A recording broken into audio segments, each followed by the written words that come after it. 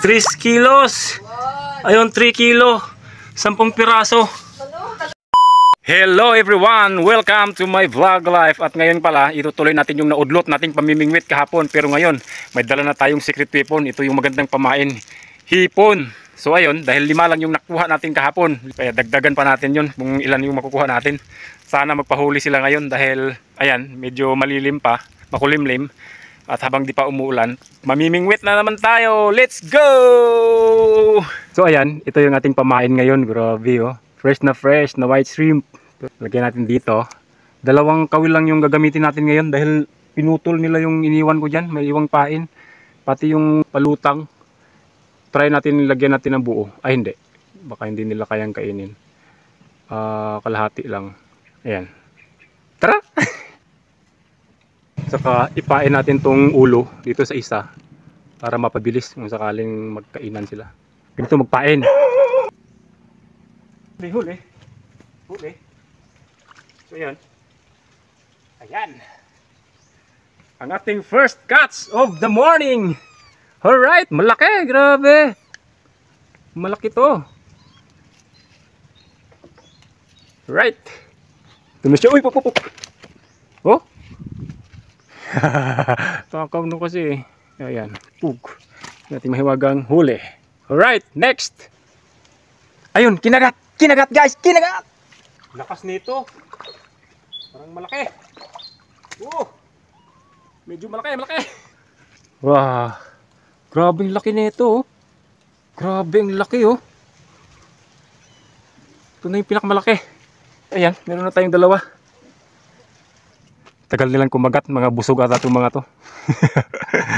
Pero okay naman, nakaka-enjoy talaga yung mamingwit, lalo na sa yan, sarili mong fish pond. At ayan, ito na yung bunga ng aking paghihirap. At grabe yung sakripisyo ko dito bago ko pa to matitikman tong laman nito. At ayan, meron pa tayong lalagyan na 2 butas doon.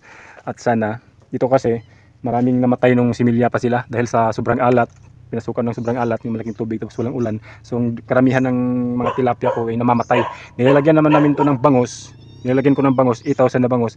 Ayun, walang natira. So dahil nga binaha, nag-overflow yung tubig, lumabas din sa mga net.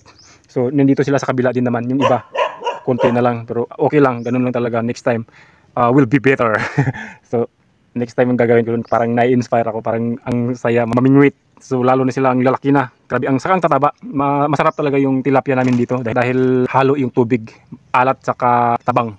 So ayun, ipagpatuloy natin yung ating pamimingwit dahil kailangan pa natin makakuha ng kahit 5. Ayun, kinagat.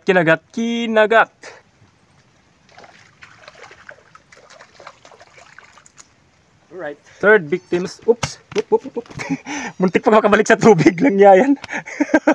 Grabe ang tataba nila kahit hindi ko na ito pinapakain. Ang tataba pa rin. Meron na tayong 3. Right. Nung yan, hinila yung isa nating pangawil. Nandun sa gitna. At gagawin natin ngayon. Babatuhin natin ng nylon na lagyan natin ng bato. Baka makawit. Ayaw kong lulusong doon si malalim. Natin nahuli.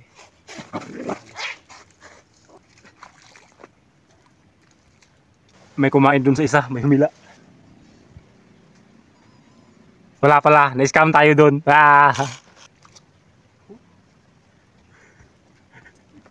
Laki. Right. Malaki to.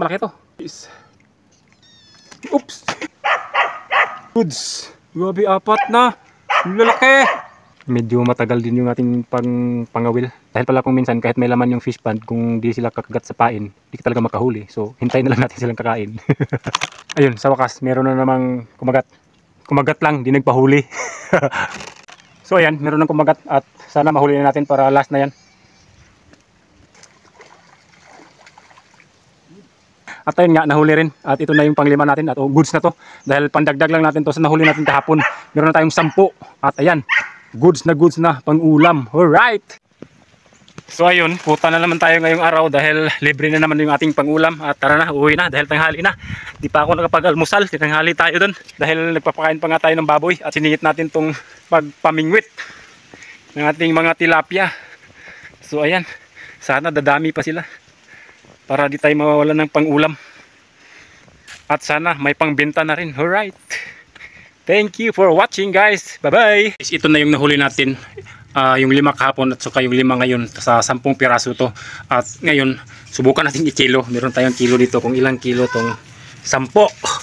Alright. Aray ko, bigat. Grabe. 3 kilos. Ayun, 3 kilo. 10 piraso. 3 kilo? Wen. 3 kilo 3 kilo na yun. O, ayan. Malaki na, pwede na.